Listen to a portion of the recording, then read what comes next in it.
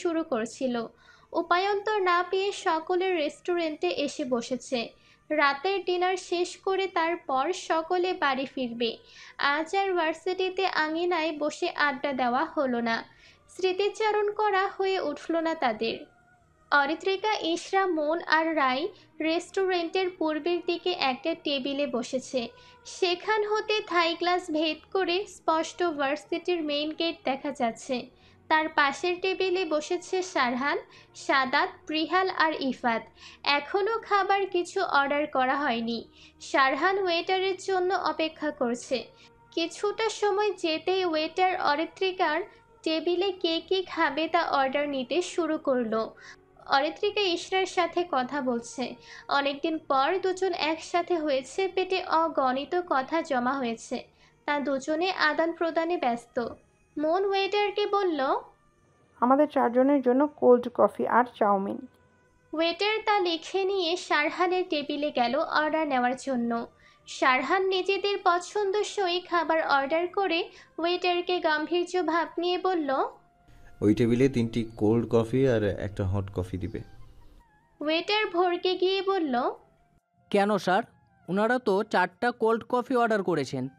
Waiter কথা শুনে অরিত্রিকা সহ সকলে সারহানের দিকে তাকালো। উচ্চস্বরে কথা বলা সকলেই কৌতূহলী হলো সারহানের এমন ব্যবহারে। মন কৌতূহল বশত প্রশ্ন করল, কোনো সমস্যা? হট কফি অর্ডার কেন করছিস? কে খাবে? সারহান উত্তর দিল, অরিত্রিকার জন্য অর্ডার দিয়েছি। ঠান্ডা জাতীয় কিছু খেলেই অসুস্থ হয়ে পড়বে। অরিত্রিকা তো কিছুই বলেনি, তখন আমিও জানতাম না। দেখছিলি না কথা বলে ব্যস্ত ছিল। সারহান আর কিছুই বলল না। মনোযোগী হলো প্রিহাল আর ইফাতের সাথে কথা বলায়। সাদাতের তো পেটে গুড়গুড় করছে। রাতে যে কথাগুলো শুনেছে এখনও তার মাথায় সেগুলোই গোল গোল ঘুরছে। সারা রাত এগুলোই ভেবেছে সে। কতদিন কতগুলো কথা চেপে রাখবে সে, ভেবেই লম্বা শ্বাস নিল সে। অরিত্রিকা সারহানের দিকে অবাক পানে তাকিয়ে আছে। তার ঠান্ডা জাতীয় কিছু খেলেই সমস্যা হয়। আগে তো কখনই সে বলেনি, জানলো কি করে? জানলেও আগে অনেকবার সারহানের সামনে আইসক্রিম খেয়েছে, তখন তো একবারও নিষেধ করেনি খেতে। তবে আজ হঠাৎ নিষেধ করছেন কেন? অল্পতেই অরিত্রিকা চিন্তিত হলো। তবে এতটুকু কেয়ার করেছে ভাবতেই মন ভালো লাগায় সিক্ত হয়ে উঠল। ভালোবাসার মানুষটির অল্প খেয়াল রাখা তাকে আবেশিত করে তুলেছে তাকে। ইস, কল্পপুরুষটি কবে যে তার হবে! অল্প অল্প যত্ন ভালোবাসায় কবে যে সে সিক্ত হবে! সকাল হতেই নানা ভাবনায় বিভোর সে। আজ ছাদে সারহানের হেয়ালিপূর্ণ কথায় অরিত্রিকা এতটুকু বুঝেছে সে হয়তো জ্বরের ঘোরে সারহানকে কিছু একটা বলেছিল। সে কি তার মনে জমে থাকা অনুভূতি সারহান ভাইয়ের কাছে নিজের অজান্তেই বলে দিয়েছিল? সকাল থেকে মনে করে করার চেষ্টা করছে সেদিন রাতে কি হয়েছিল। কিছুতেই মনে করতে পারছে না। সে তার অব্যক্ত ভালোবাসার কথা বলে দিলেও সারহান ভাই এতটা স্বাভাবিক কেন ছিল? এই সম্পর্কে কিছুই বলেনি তাকে। ইশরা অরিত্রিকাকে গভীর ভাবনায় মত্ত দেখে বলল, এই অরিত্রিকা, কি হয়েছে বল তো? সেই দুপুর থেকে দেখছি এমন চুপচাপ আছিস। অরিত্রিকা ইশরার দিকে তাকালো, ভাবুক সুরে বলল, আমি একটা বিষয় নিয়ে ভীষণ চিন্তিত। ইশরা আগ্রহী হয়ে বলল, কি? আমার মনে হয় সারহান ভাই আগে থেকেই জানতো আমি তাকে ভালোবাসি। ইশরা চমকে উঠে বলল, এসব কি বলছিস? কিভাবে জানলো? অরিত্রিকা সেই সময়ে ডুবে গিয়ে আওড়ালো, মনে আছে সারহান ভাই আর ইফাপুর বিয়ের কথা শুনে মন খারাপ করছিল, তাই বৃষ্টিতে ভিজেছিলাম। এতেই কি ধুম জ্বর এসেছিল। সেদিন নাকি সারহান ভাইকে জ্বরের ঘোরে কোনো কথা বলেছিলাম। হয়তো সারহান ভাইকে আমার গোপনে আগলে রাখা তাকে ঘিরে অনুভূতির কথা বলেছিলাম, তাই উনি জেনে গেছেন। অনেকবার জানতে চেয়েছি আমি সেদিন কি বলেছিলাম, কিন্তু উনি তো খোলাসা করেননি। আজ ওনার সকালে বলা কথায় মনে হলো হয়তো উনি বুঝেছিলেন আমার মনে ওনার জন্য প্রণয় অনুভূতি আছে। ইশরা কপাল চাপড়ে বলল, আমি তো তোদের কাহিনী কিছুই বুঝি না। একজন ভালোবাসা প্রকাশ করে আর আরেকজন দেখেও না দেখার ভান করে থাকে। এসব কাহিনী আর কতদিন চলবে তোদের? একটা কাজ করি, মামুকে বলি তুই সারান ভাইকে ভালোবাসিস, দুজনকে ধরে বেঁধে বিয়ে দিয়ে দেখ। অরিত্রিকা চোখ রাঙিয়ে বলল, একদম এসব বলতে যাবি না, বাবা জানলেই নতুন করে ঝামেলা হবে বাড়িতে। আমি চাই না এমন কিছু হোক। ইশরা বলল, তাহলে আর কি, সারহান ভাইয়ের জন্য অপেক্ষা করতে থাক। সারহান ভাই যে মানুষ, আমার মনে হয় না তার মনে তোর জন্য ফিলিংস থাকলেও তা প্রকাশ করবে। অপেক্ষা করতে করতে না বুড়ি হয়ে যাস। ইশরা সঠিক কথা বলেছে। অরিত্রিকা জানে সারহান কখনো নিজের মনের কথা কাউকে বলে না। সে সারহানের প্রতি বিরক্ত হলো। সেও আর এই যন্ত্র মানবকে কিছুই বলবে না। নিজের মুখে ভালোবাসার কথা স্বীকার করা একদম ভুল হয়েছে তার। মন অরিত্রিকা আর ইশরার দিকে খেয়াল করে দেখলো দুজনেই ফিসফিসিয়ে অনেকক্ষণ ধরে কথা বলছে। রায়ও খেয়াল করেছে, তবে কিছুই বলেনি। হয়তো গোপন কোনো কথা বলছে। সে আর মূলত ভার্সিটি লাইফে ক্লাসরুমে স্যারকে লুকিয়ে কত কথা বলেছে, ভাবতেই আবেগী হলো সে। সময় কেন এত দ্রুত চলে যায়? সুন্দর মুহূর্তকে আটকে রাখার কোনো উপায় নেই। থাকলে হয়তো জীবনের সেরা মুহূর্তগুলোকে আটকে রাখা যেত। মন চোখ ছোট ছোট করে বলল, তোমরা দুজনে কি এমন গোপন কথা বলছো যা আমাদের বললে প্রবলেম হবে? অরিত্রিকা আর ইশরা কথা থামিয়ে একে অপরের দিকে তাকিয়ে মেকি হাসলো।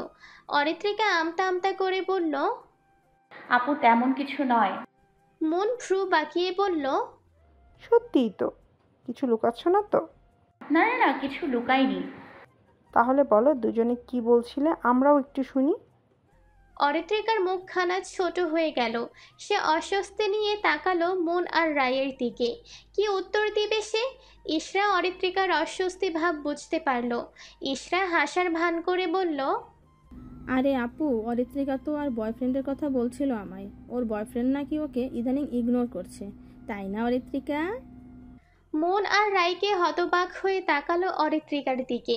তাদের বিশ্বাস হচ্ছে না অরিত্রিকার বয়ফ্রেন্ড আছে। অরিত্রিকার বয়সে তারা বিএফ কি কিছুই বুঝতো না। অরিত্রিকার চোখ বড় বড় করে ফেলল। ইশরা সবার সামনে কি বলল, এভাবে ফাঁসিয়ে দিল। এখন নিশ্চয়ই জানতে চাইবে তার বিএফকে। উফ, ঝামেলা তার পিছু ছাড়ে না কেন? রায় হতবাক হয়ে শুধালো, তোমার বয়ফ্রেন্ড আছে অরিত্রিকা? আমার কেন যেন বিশ্বাস হচ্ছে না।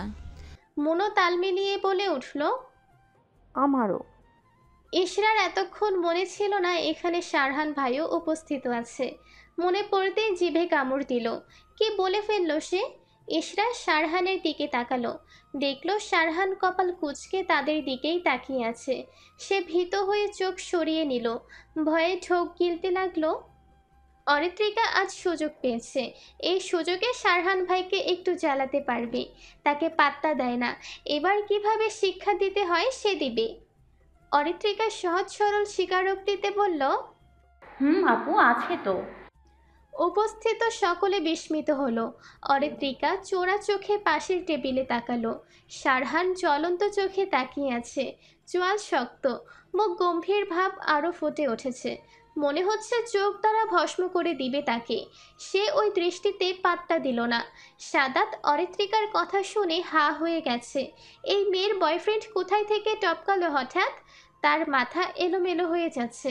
মন স্বাভাবিকভাবেই বলল, এই বয়সে বয়ফ্রেন্ড থাকতেই পারে, তো তোমার বয়ফ্রেন্ড কি করে? অরিত্রিকা মৃদু হেসে বলল, আপাতত পড়াশোনা শেষ, এখন রাজনীতির সাথে যুক্ত। মন মজার ছলে বলল, বাহ, রাজনীতিবিদ। এই শোনো, রাজনীতি করা ছেলেকে সহজে বিশ্বাস করো না, একটু বাজিয়ে দেখো, ওদের আবার ক্যারেক্টার প্রবলেম হয়। অরিত্রিকা সারহানের দিকে তাকিয়ে লাজুক হেসে বলল, আপু, উনি অনেক ভালো। ওনার ক্যারেক্টার একদম সোনার মতো ঝকঝকা, কোনো খুঁত নেই। রায় অরিত্রিকাকে লাজুক হাসতে দেখে বলল, বিলাস করছো? অরিত্রিকা লজ্জায় দু হাতে মুখ ঢাকলো। সারহানের জ্বলন্ত চোখ নিভে এলো। শান্ত হলো সে। এক মুহূর্তের জন্য বক্ষে তাণ্ডব উঠেছিল যেন। অরিত্রিকার মুখে বিএফের কথা শুনে প্রচণ্ড রেগে গিয়েছিল সে। মেয়েটা যে তাকে জ্বালিয়ে মারছে।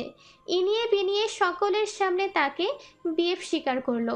সে বুঝতে পেরেছে ইচ্ছে করে অরিত্রিকা কথাগুলো বলেছে। এই মেয়ে তার অতিবাহিত রাতের ঘুম কেড়ে নিয়েছে। আজও বোধ হয় দু চোখে ঘুম আসবে না। ওয়েটার খাবার নিয়ে হাজির। 2 টেবিলে খাবারগুলো সার্ভ করে দিল। পরিবেশ স্বাভাবিক হয়েছে, তবে রাই আর মন মিটমিটি হাসছে। অরিত্রিকা এতেই লজ্জায় লাল হয়ে যাচ্ছে। কোনো রকম লজ্জা আড়াল করে খেতে লাগলো। বাহিরের আবহাওয়ার কিছুটা উন্নতি হয়েছে, এখন বৃষ্টি নেই বললেই চলে। সন্ধ্যা হয়ে এসেছে, হালকা অন্ধকারাচ্ছন্ন ভাব। হিম শীতল বাতাস বইছে চারিদিকে, অদ্ভুত প্রশান্তিকর পরিবেশ। আজ অনেকটাই নিরিবিলি ভার্সিটি এরিয়া। বৃষ্টি থাকায় তেমন মানুষ নেই। হালকা বৃষ্টিতে রাস্তাঘাট ভিজে পানি পানি হয়ে আছে। রাস্তার দুপাশে পানি জমেছে। প্রায় 1 ঘন্টা যাবৎ পুরো এরিয়া ঘুরছে সারহানেরা। চায়ের দোকানে চা খেয়েছে। বর্ষার সময় চা খেতেই ভালো লাগে। প্যারিস রোডে সারহানদের জন্য অপেক্ষা করছে অরিত্রিকা, ইশরা, মন আর রাই। সারহান, প্রিহাল আর ইফাত পরিচিত একজনের সাথে দেখা করতে গিয়েছে। সেখান হতে ফেরার সময় পার্কিং প্লেস থেকে গাড়িগুলো নিয়ে অরিত্রিকাদের সাথে নিয়ে বাড়ি ফিরবে। সাদাত তার ফ্রেন্ড সার্কেলের সাথে দেখা করতে গিয়েছে। সাদাতের কয়েকজন ফ্রেন্ড ভার্সিটির হলে থাকে। অরিত্রিকার পা ব্যথা করছে, আর কতক্ষণ এইভাবে দাঁড়িয়ে থাকবে? বিরক্তিতে চোখ মুখ কুঁচকে আসছে। আজ কেন যে ঘুরতে এসেছিল, বৃষ্টির কারণে তেমন একটা ঘুরতে পারলো না। ছবিও তোলা হলো না। ভেবেছিল সবাই মিলে অনেক ছবি তুলবে, তাই সাদাতের ক্যামেরাও আনা হয়েছিল। বৃষ্টি এসে প্ল্যানে পানি ঢেলে দিল। মন আর রায় নিজেদের মাঝে কথা বলছে। অরিত্রিকা আর তাদের ডেকে বিরক্ত করল না। অরিত্রিকা বিরক্তি নিয়ে ইশরাকে বলল, সারহান ভাই আসতে দেরি আছে, চল সামনে থেকে একটু ঘুরে আসি। ইশরা বলল, কোথায় যাবি? অরিত্রিকা বলল, চল এমনি রাস্তায় হাঁটবো। অরিত্রিকা হাত ধরে টেনে রাস্তা বরাবর হাঁটতে লাগলো। এদিকটাই অনেকটাই অন্ধকার। অরিত্রিকা নিজের হাতে থাকা ফোনে ফ্ল্যাশ অন করে নিল। রাস্তা মুখে আলো তাক করে হাঁটতে লাগলো দুজনে। দুজনে হাঁটতে মোটেও খারাপ লাগছে না। হিমেল হাওয়া, ভেজা গাছপালা, মাটির গন্ধ উপভোগ করতে করতে দুজনে হেঁটে চলেছে। প্রকৃতির মাঝে যেন হারিয়ে যাচ্ছে অরিত্রিকা। অরিত্রিকার হঠাৎ মনে হলো পেছনে কেউ একজন আসছে। অনেকটা সময় ধরে অরিত্রিকা খেয়াল করছে কারো অস্তিত্ব, কারো পদধ্বনি টের পাচ্ছে সে। এখন সে শিওর হলো কেউ তো একজন আছে যে তাদের দুজনকে ফলো করছে। সে বেশ অনেকটা ভয় পেয়েছে, তবুও প্রকাশ করল না। ইশরার হাত টেনে দ্রুত হাঁটতে লাগলো। অরিত্রিকা হঠাৎ দ্রুত পায়ে যাচ্ছে দেখে ইশরা বলে উঠল, আরে আস্তে যা, এমনভাবে টানলে তো রাস্তার মাঝখানে মুখ থুবড়ে পড়বো। অরিত্রিকা ধীরে বলল, আমার মনে হচ্ছে পেছনে কেউ একজন ফলো করছে। ইশরা ভয় পেয়ে গেল। তাদেরকে ফলো করবে? সে কি পেছনে তাকিয়ে দেখেন কেউ আছে নাকি? সে সাহস নিয়ে ঠোক গিলে পেছনে ভীত চোখে তাকালো। তাকাতেই দেখলো কেউ নেই। হাঁপ ছেড়ে বাঁচল। ইশরা বলল, পেছনে তো কাউকে দেখলাম না, চল এই রাস্তা দিয়ে ফিরে যাই। অরিত্রিকা চট জলদি বলে উঠল, এদিক দিয়ে যাব না। যদি সত্যি ফলো করে তাহলে তো বিপদ আছে। আর একটু গেলেই বাম দিকে রাস্তা আছে, ওই দিক দিয়ে যাব। ইশরা কিছুটা চিন্তা করে বলল, সারহান ভাইকে কল কর। অরিত্রিকা যেন আশার আলো দেখল। সে বলল, ঠিক বলেছিস। অরিত্রিকা দাঁড়ালো। রাস্তার এক পাশে মানুষের তেমন আনাগোনা নেই। স্থানটি নিরিবিলি বলা চলে। 2 পাশে আমবাগান থাকায় নির্জন লাগছে। কেমন ভুতুড়ে পরিবেশ। অন্য সময় মানুষ ভরপুর থাকে, কিন্তু আজ বৃষ্টি হয়েছে তাই তেমন কেউ এদিকটায় নেই। অরিত্রিকা ফোনের লক খুলে কল লিস্টটা ঘেঁটে সারহানের নাম্বারে কল করতে যাবে, এমন সময় তার হাতে টান পড়ল। তার ফোন ছিটকে পড়ল রাস্তায়। অরিত্রিকা ভয়ে পেছনে তাকালো। 2 জন দানবের মতো লোক বিশ্রী হাসি হাসছে। তাদের মধ্যে একজন অরিত্রিকার হাত শক্ত করে চেপে ধরেছে। ইশরাও ভয় পেয়ে 2 জন বখাটের মতো মানুষকে দেখে কিছুটা পিছিয়ে গেল। দুজনেই ভয়ে আতঙ্কে সিটিয়ে গেছে। অরিত্রিকার হাতে ব্যথা লাগছে, তার চোখ ছলছল করে উঠল। সে হাত ছাড়ানোর প্রয়াস চালাচ্ছে, কিন্তু দানবের ন্যায় মানুষটির থেকে ছুটতে পারছে না। ইশরার ভয় লাগলেও সে সাহস সঞ্চার করে দৌড়ে অরিত্রিকার হাত ছাড়াতে যাবে, এমন সময় আরেকটি লোক ইশরার হাত ধরে শক্তি প্রয়োগ করে ছুঁড়ে ফেলল বাগানের দিকে। ইশরা এক আম গাছের কাছে ছিটকে পড়ল। তার কপাল গিয়ে গাছের গোড়ায় থাকা ইটের টুকরোর সাথে সজোরে আঘাত লাগলো। মাথা ঘুরে উঠল তার। চোখের পলকেই কপাল ফেটে রক্ত বেরিয়ে পড়তে লাগলো মাটিতে। অসহ্য যন্ত্রণায় কাতরাতে লাগলো সে। চোখ ঘোলা হয়ে আসছে তার। অরিত্রিকা ইশরার অমন অবস্থা দেখে ফুপিয়ে কেঁদে উঠল। হালকা আলোয় দেখা যাচ্ছে কপালের রক্তের ধারা। কিভাবে বাঁচাবে সে? নিজেদের বাঁচাতে চিল্লাতে এমন সময় লোকটি অরিত্রিকার মুখে রুমাল চেপে ধরল। অরিত্রিকা ছটপট করতে করতে একটু সময় পর ঢলে পড়ল রাস্তায়। এর মাঝে কালো মাইক্রোবাস এসে থেমেছে। দুজন লোক আর দেরি করলো না, অরিত্রিকাকে মাইক্রোবাসে তুলে গাড়ি স্টার্ট দিল। ইশরা মাটিতে পড়ে আছে, অসহ্য যন্ত্রণা হচ্ছে মাথায়। চোখ দুটো অন্ধকার হয়ে আসছে, চিৎকার করার শক্তিটুকু নেই তার মাঝে। ঘোলা চোখে অরিত্রিকাকে নিয়ে যাওয়া দেখল, কিন্তু সে অসহায়, কিছুই করতে পারল না। ভাবতেই তো ফোঁটা অশ্রু চোখ বেয়ে পড়ল। ছটফট করতে করতে ধীরে ধীরে চোখ বুজে এলো তার। আজই বোধহয় সব শেষ, আর হয়তো কারো সাথে দেখা হবে না। সে মুহূর্তেই হারিয়ে গেল অন্ধকারাচ্ছন্ন অতল গহীনে। অন্ধকারে পড়ে রইল ইশরার রক্ত আর কাদায় মাখা দেহখানা। রাতময় ঝড় বৃষ্টি শহর জুড়ে তাণ্ডব চলিয়াছে। বজ্রপাত ঝড়ো দমকা হাওয়া পরিবেশে অশান্ত করে তুলেছিল। রাত পেরিয়ে ভোর হয়েছে, ঝড় বৃষ্টি নেই এখন। পরিবেশ অশান্ত থেকে শান্ত হয়ে গেছে। রাতে ঝড় যেন বিধ্বংসী রূপ ধারণ করেছিল। শহরের বিভিন্ন স্থানে রাস্তার পাশের গাছপালা রাস্তায় মাঝখানে ভেঙে পড়েছে। গাড়ি চলাচল আপাতত অনেক জায়গায় বন্ধ। নেটওয়ার্কেরও খুব করুণ অবস্থা। ভয়ঙ্কর ঝড়ের তাণ্ডব লীলা শেষে ভোর থেকে অবশেষে জনমানব একটু স্বস্তি পেয়েছে, কিন্তু প্রেমিক পুরুষের বুকে ঝড় এখনও থামেনি। তাণ্ডব চালিয়ে যাচ্ছে ইচ্ছে মতো। কখন প্রেয়সীকে খুঁজে পাবে? সারহান সারা রাত থানায় কাটিয়েছে। সে ভার্সিটি থেকে সরাসরি থানায় পুলিশের সাথে কথা বলতে এসেছিল। পুলিশ পরিচিত, তাই ইনভেস্টিগেশন তখনই শুরু করার চান্স বেশি ছিল। সারা রাত জেগে থাকায় আর দুশ্চিন্তা করার কারণে সারহানের চোখ রক্তবর্ণ ধারণ করেছে।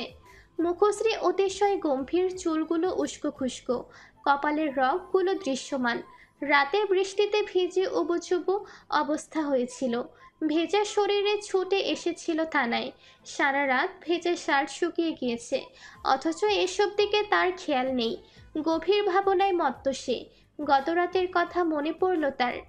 মন আর রায়ের সাথে অরিত্রিকা ইশরাকে না দেখতে পেয়ে সকলে গভীর চিন্তায় পড়ে যায়। যে যার মতো খুঁজতে শুরু করে। কিছু সময় পরেই আকাশ হতে ঝমঝমিয়ে বৃষ্টি নামে। বজ্রের হুংকার প্রতিধ্বনিত হচ্ছিল। বৃষ্টির তোয়াক্কা না করে দুজনকে খুঁজতে উদগ্রীব হয়ে যায়। সারহান চিন্তিত হলেও তার মনে হয়েছিল হয়তো আশেপাশে কোথাও গিয়েছে, খুঁজলে পেয়ে যাবে। অরিত্রিকার ফোনে সারহানের কল দিয়েছিল, সেই মুহূর্তে ফোন বন্ধ দেখাচ্ছিল। ইশরা কল করলেও ফোন বেজে যাচ্ছিল, অথচ কেউ কল ধরছিল না।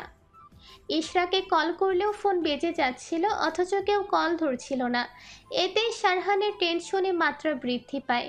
মাথায় একটাই চিন্তা ঘুরতে থাকে, দুজনের কোনো বিপদ হয়নি তো? প্রিহাল আর সারহান বৃষ্টির মাঝে হাঁটতে হাঁটতে আম বাগানের কাছে আসে। নির্জন স্থান, ল্যাম্পপোস্টের আলোয় হালকা আশপাশ দেখা যাচ্ছে। চারিদিকে তীক্ষ্ণ নজরে অবলোকন করে সামনের দিকে এগিয়ে যেতেই দুজনে দেখতে পেল কেউ একজন আম গাছের কাছে পড়ে আছে। তারা দৌড়ে সেখানে গেল। সারহান কাছে গিয়ে খেয়াল করতে বুঝতে পারল এটা ইশরা। ইশরার মুখের ওপর চুল এলোমেলো হয়ে পড়ে থাকায় সারহান তা সরিয়ে দেখল রক্তে পুরো মুখ লাল হয়ে আছে।